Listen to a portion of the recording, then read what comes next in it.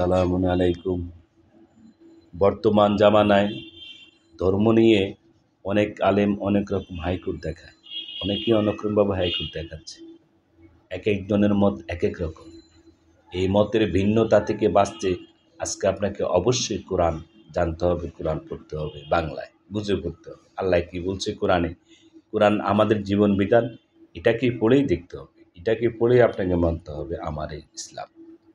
সূরা আল আরাফ 191 আয়াত থেকে বাংলা অনুবাদ। তারা কি এমন কাউকে শরীক সাব্যস্ত করে যে একটি বস্তু সৃষ্টি করেনি, বরং তাদেরকে সৃষ্টি করা হয়েছে।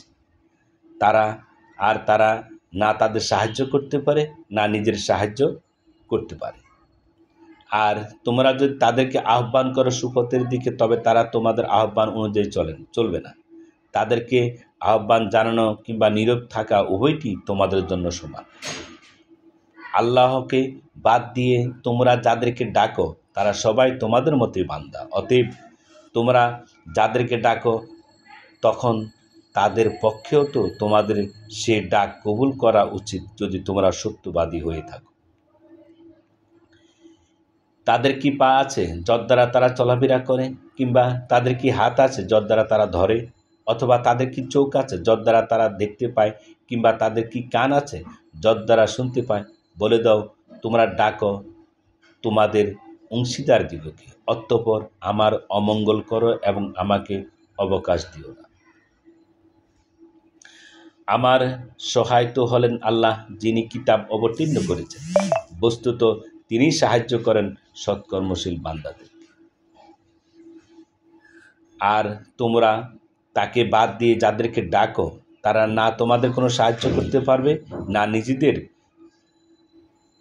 আত্মরক্ষা করতে পারবে। আর তুমি যদি তাদেরকে সুপথে আহ্বান করো, তবে তারা তা কিছুই শুনবে না। আর তুমি তো তাদের দেখছই, তোমার দিকে তাকিয়ে আছে, অথচ তারা কিছুই দেখতে পাচ্ছে না। আর ক্ষমা করার অভ্যাস গড়ে তোলো, সৎ কাজের নির্দেশ দাও এবং মূর্খ জাহিলদের থেকে দূরে সরে থাকো। আর যদি শয়তানের প্ররোচনা তোমাকে প্ররোচিত করে, তাহলে আল্লাহর শরণাপন্ন হও, তিনি শ্রবণকারী মহাজ্ঞানী। যাদের মনে ভয় রয়েছে তাদের উপর শয়তানের আগমন ঘটার সাথে সাথে তারা সতর্ক হয়ে যায় এবং তখনই তাদের বিবেচনা শক্তি জাগ্রত হয়ে ওঠে। পক্ষান্তরে যারা শয়তানের ভাই, তাদেরকে সে ক্রমাগত পথভ্রষ্টতার দিকে নিয়ে যায়, অতঃপর তাতে কোনো কমতি করে না। আর যখন আপনি তাদের নিকট কোনো নিদর্শন নিয়ে না যান, তখন তারা বলে, আপনি নিজের পক্ষ থেকে কেন অমুকটি নিয়ে আসলেন না? তখন আপনি বলে দিন, আমি তো সে মতেই চলি যে হুকুম আমার নিকট আসে আমার পরওয়ারদিগারের কাছ থেকে। এটা ভাববার বিষয়, তোমাদের পরওয়ারদিগারের পক্ষ থেকে এবং হেদায়েত ও রহমত সেসব লোকের জন্য যারা ঈমান এনেছে। আর যখন কোরআন পাঠ করা হয় তখন তাতে কান লাগিয়ে রাখো এবং নিশ্চুপ থাকো, যাতে তোমাদের উপর রহমত হয়। আর স্মরণ করতে থাকো স্বীয় পালনকর্তাকে আপন মনে ক্রন্দনরত ভীত সন্ত্রস্ত অবস্থায়, এমন স্বরে যা চিৎকার করে বলা অপেক্ষা কম, এবং সকালে ও সন্ধ্যায়। আর বেখবর থেকো না।